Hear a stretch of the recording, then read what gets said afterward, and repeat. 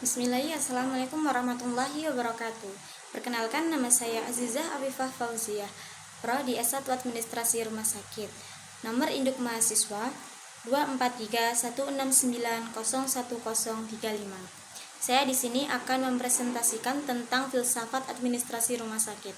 Apa sih filsafat administrasi rumah sakit itu?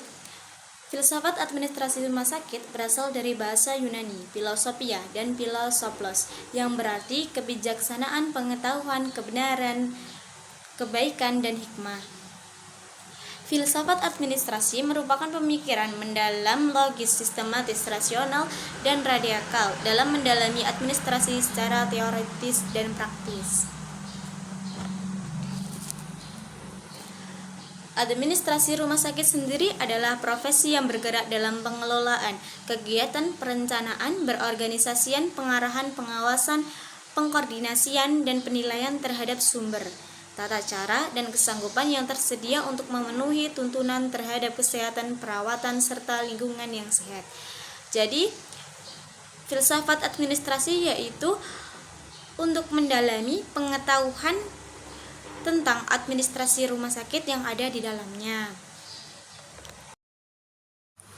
Tata pengetahuan dan ilmu pengetahuan di ilmu filsafat administrasi rumah sakit yaitu ilmu pengetahuan kita terhadap sebuah ilmu merupakan pengetahuan yang diperoleh dengan menggunakan metode ilmiah, rasional, dan terpuji. Ilmu pengetahuan segenap yang diketahui manusia tentang objek tertentu yang meliputi agama, seni, dan ilmu dengan metode ilmiah.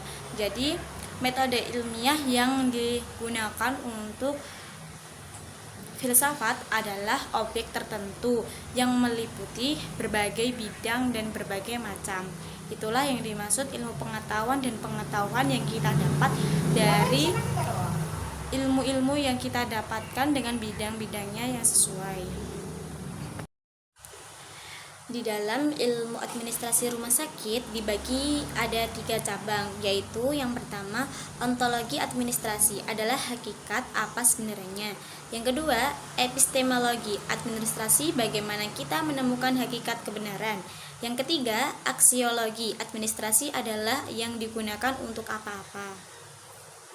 Di dalam ilmu filsafat administrasi juga ada beberapa kebenaran ilmu filsafat, antara lain yang pertama, koherensi.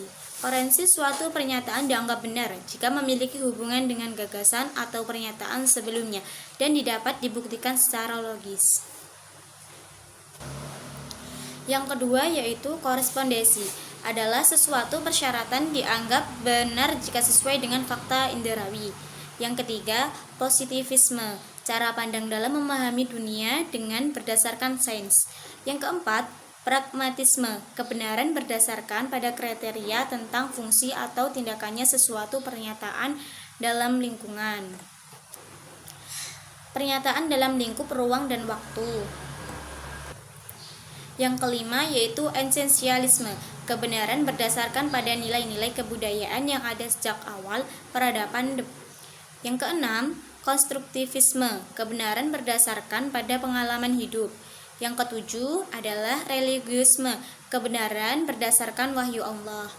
Itu adalah kebenaran sendiri yang ada di dalam ilmu filsafat administrasi.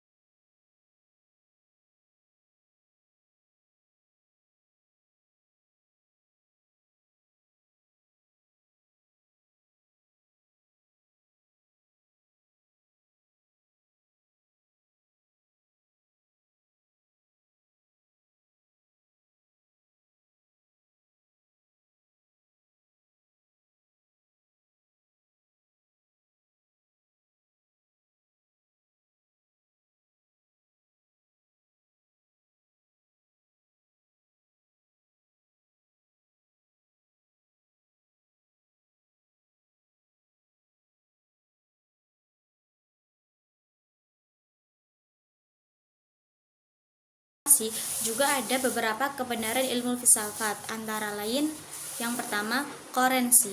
Koherensi suatu pernyataan dianggap benar jika memiliki hubungan dengan gagasan atau pernyataan sebelumnya dan dapat dibuktikan secara logis.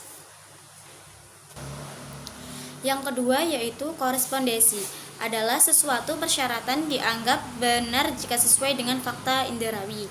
Yang ketiga, positivisme, cara pandang dalam memahami dunia dengan berdasarkan sains. Yang keempat, pragmatisme, kebenaran berdasarkan pada kriteria tentang fungsi atau tindakannya sesuatu pernyataan dalam lingkungan. Pernyataan dalam lingkup ruang dan waktu. Yang kelima yaitu esensialisme, kebenaran berdasarkan pada nilai-nilai kebudayaan yang ada sejak awal peradaban.